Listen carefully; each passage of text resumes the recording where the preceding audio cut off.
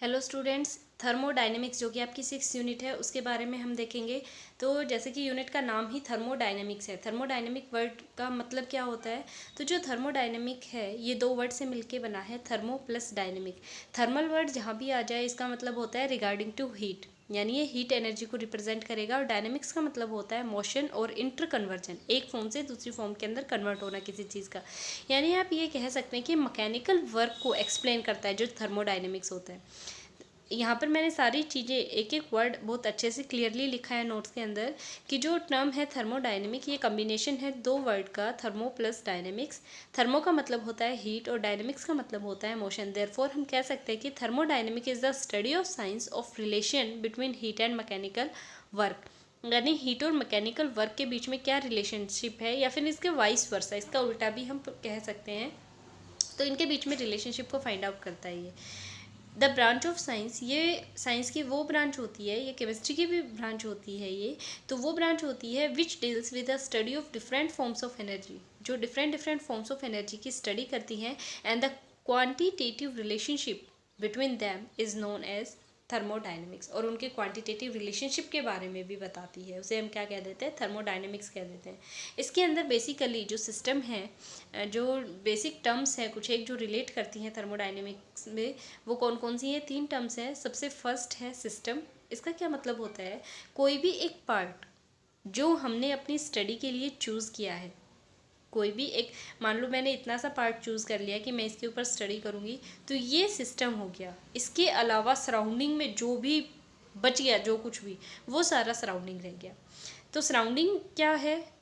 The remaining portion of the universe other than the system. जो आपने system choose किया है उसके अलावा जो भी पोर्शन बच जाता है वो सारा का सारा सराउंडिंग के अंदर इंक्लूडेड रहता है। यूनिवर्स क्या होता है?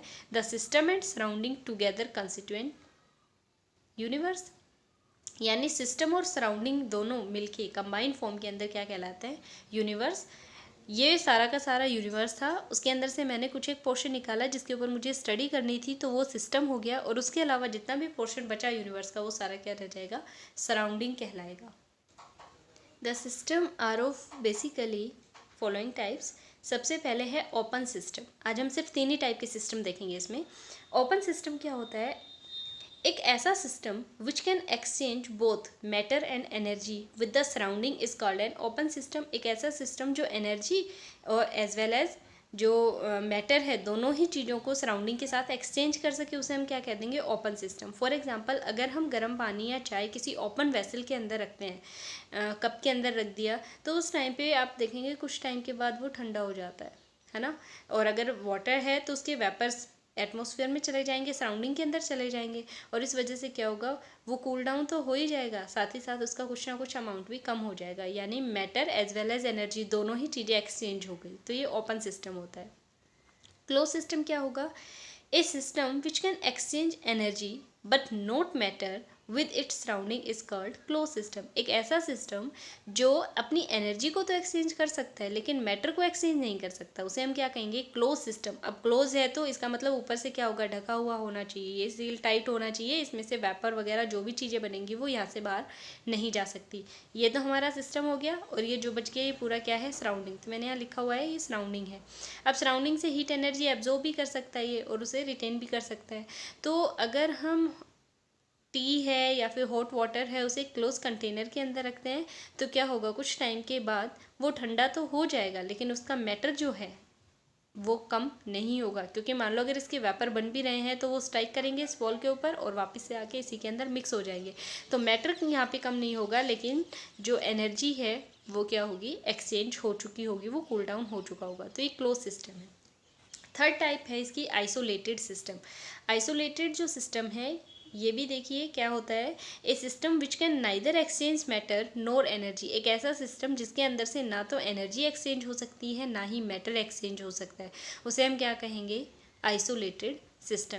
लेकिन इसके अंदर कंपल्शन ये होता है कि इसकी वॉल्स जो हैं वो इंसुलेटेड होनी चाहिए। इंसुलेटेड होंगी, सिर्फ उसी टाइम के ऊपर हम आइसोलेटेड सिस्टम इसे कंसिडर कर सकते हैं। यानी अगर वाटर को आप हॉट वाटर को या फिर कोल्ड वाटर को, आइस कोल्ड वाटर को किसी इंसुलेटेड वेसल के अंदर, यानी थर्मोस वगैरह होता है ना इस टाइप का, उसके अंदर जब रखेंगे तो आप देखेंगे कि वो बहुत ज़्यादा टाइम तक अगर गर्म चीज़ डाली है तो गर्म ही रहती है और ठंडी डाली है तो ठंडी ही रहती है। तो इस ऐसा किस वजह से होता है? क्योंकि वहाँ पे आइसोलेटेड सिस्टम काम कर रहा होता है, साइड में इंसुलेटिंग वॉल आ जाती हैं जो सराउंडिंग को, एनर्जी को सराउंडिंग के साथ एक्सचेंज नहीं होने देती। यानी ना तो बाहर से कोई एनर्जी सिस्टम के अंदर आ सकती है, ना ही अंदर से कोई एनर्जी बाहर जा सकती है। तो इस वजह से क्या होता है, ये पूरा सिस्टम आइसोलेटेड हो जाता है और ना तो मैटर एक्सचेंज होता है, ना ही एनर्जी एक्सचेंज होती है। वो एज इट इज़, गर्म है तो गर्म ही रहता है, ठंडा है तो ठंडा ही रहता है। ओके, तो इसे हम क्या कह देते हैं, आइसोलेटेड सिस्टम के अंदर कंसिडर किया जाता है। तो सिर्फ ये 3 टाइप के सिस्टम पढ़ लेंगे आप आज के लिए तो, और इसके अलावा भी सिस्टम्स होते हैं काफ़ी टाइप के, वो हम नेक्स्ट लेक्चर के अंदर डिस्कस करेंगे।